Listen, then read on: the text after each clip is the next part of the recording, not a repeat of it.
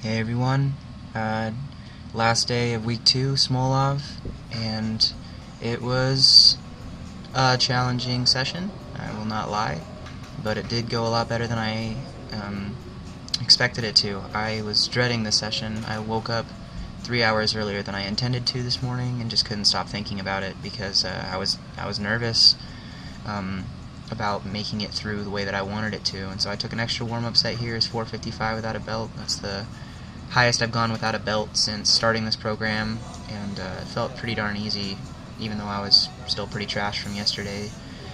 And today the work sets were at 510 for 10 triples, and that is easily the most volume I've ever done around that weight range. I think the highest I've ever gone in my Shako cycles was I might do like 5 sets of 5 triples around between this and like a 520 range, but this is easily the most volume I've ever done at this kind of weight range. And I guess I approached this workout with a much more appropriate mindset than yesterday's workout, where I came in from the start telling myself it doesn't matter how it feels, I'm not going to miss anything, and the only way that I'm stopping these sets is if I miss a rep, and that's just not going to happen. I'm not going to allow it to happen. And so today I made the conscious decision to get better, and I did, and I made it through. And I guess the topic that I really want to focus on today is sometimes you just have to shut up and grind. These did not feel like the easiest reps I've ever done, but every time I got under that bar, I told myself, just got to do 3 and rack it, and then you come back. It's one set at a time. I wasn't trying to think ahead. I wasn't trying to figure out how I was going to feel for my next set. It was everything I had into every set, and just focus on hitting my cues and doing what my body's ready to do, and asking it to live up to the expectation that I've developed. And it worked, because I made it through every single set. And that's really important to note, that you just have to turn your head off sometimes. You can think yourself out of it. You can hit those breaking points like I talked about in yesterday's video, and psych yourself out, where in reality you have much farther you can go. I never thought I'd be able to do something like this. I mean, it's not the craziest workout I've ever heard of. I know that there's people who've done more, but I never would have anticipated, that this would be the kind of a workout that I needed to do to improve, and I think it goes to show how much better I'm getting. The squats, there was a little bit of form breakdown, usually on a second rep. I think my first reps are usually pretty alright, and my third reps are usually pretty alright, and the second rep is where anytime I'd have a mental lapse, it would be right there. But I really tried to make all the reps as consistent as possible, and I'm a lot closer to doing that now than I would have been before starting this training cycle. I can say that without a shadow of a doubt. And it's not so much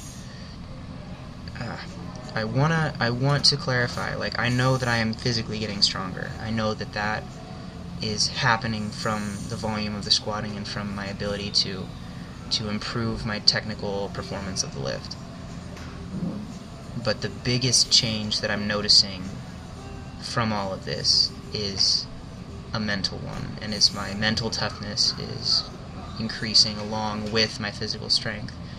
I would get to a Shako workout and see that I had 5 triples at something, and the first 1 or 2 would feel kind of off, and I would be dreading making it all the way to 5 sets, where in this I've got 5 sets and I'm halfway to the end mark. And so I guess that's really the thing that I'm taking away the most from this program, is it's a mental grind, it's a physical grind, but if you can remove your wanting to stop, if you can just tell yourself, I'm going to keep getting under the bar until I physically can't do it anymore, that is the only way out for me. I'm going to finish this set, I'm going to finish this workout until my body says, no, you're not.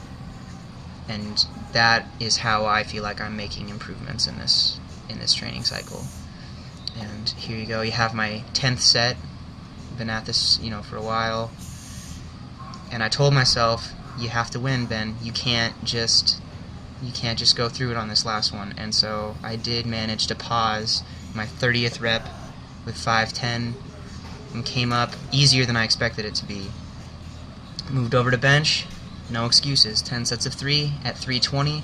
Doesn't matter that my upper back was fatigued from those 10 sets. Doesn't matter that the dips and the pushdowns and the ab wheel rollouts I did yesterday may have fatigued my triceps a little bit, or the 8 sets of 4 that I did at 300 may have gotten me a little more tired. Had to do all 10 sets. Did all 10 sets. Did not even get a spotter. I intentionally didn't get a spotter because I knew if I had one, I might let myself miss and have them help me. And I told myself, no, if you start missing a rep, you're going to have to cheat your way out of it because there's no way you're quitting this. And so I made it through the workout, and I got better today. So I just want to say thank you guys for watching, your continued support. I promise the next video will probably be a little more upbeat when my mindset's a little less on this grind. But it's going to be back to those sets of 9, which are my absolute favorites. And then the benching doesn't even look scary after this 320 for 10 sets of 3.